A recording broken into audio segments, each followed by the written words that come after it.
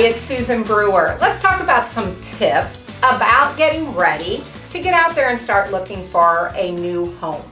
First of all, meeting with a lender, getting a pre-approval, valid and up to date for the price point of the home that you're searching for. So let's make sure that you keep that up to date. If you're searching and you're changing price points a little bit, make sure you're in good communication with the lender to make sure that you are the best buyer for that property by having the most inclusive information about your lending process.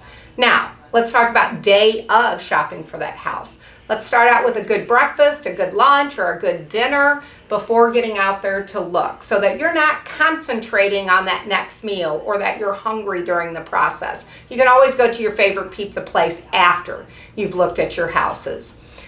When you're going to look for a house, we want to make sure that there's good dedicated time. Don't just try to cram that in before something that you have to be at a specific period of time. You really want to be able to take the time to look at the house, if that is the house that you think is the best house for you to be purchasing. Now, a few things. Before you get in that car, before we get in that house, let's make sure we have our preparation done. Bottle of water, a phone charger.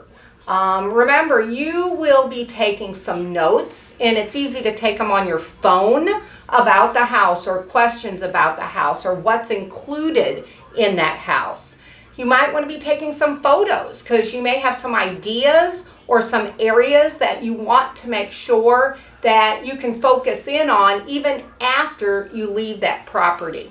So that phone charger is going to be important so that you don't miss any time in taking those notes or photos.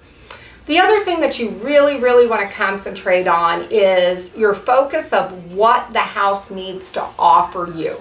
So your checklist. So if you have to have a 3-bedroom, 2-bath, 2-car garage, let's make sure that the houses that we're looking at fit that criteria. If they don't, how can that house work for you? And that should be something that maybe you look at after viewing the house, looking at your notes, looking at your price point, and again, looking at any other inventory that's on the market.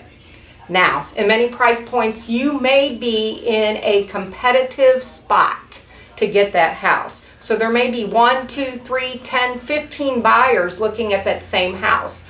Don't get frazzled. If you're in that house and there's other people looking, not everybody's going to be as prepared as you are when you're going to look at that house. So that means you may need to take the time to go back to the office, write up your offer, and submit it right away. While you're driving back to get that offer prepared, let's think about a compelling letter to that seller of why you are the best buyer for that piece of property.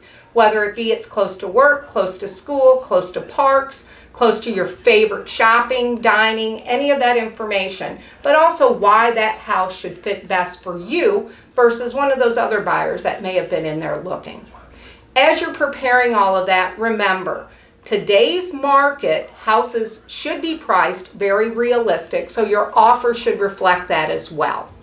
If you have any additional questions, reach out to me direct. Otherwise, we'll get you through that house and get the details put together on our next meeting. Thanks.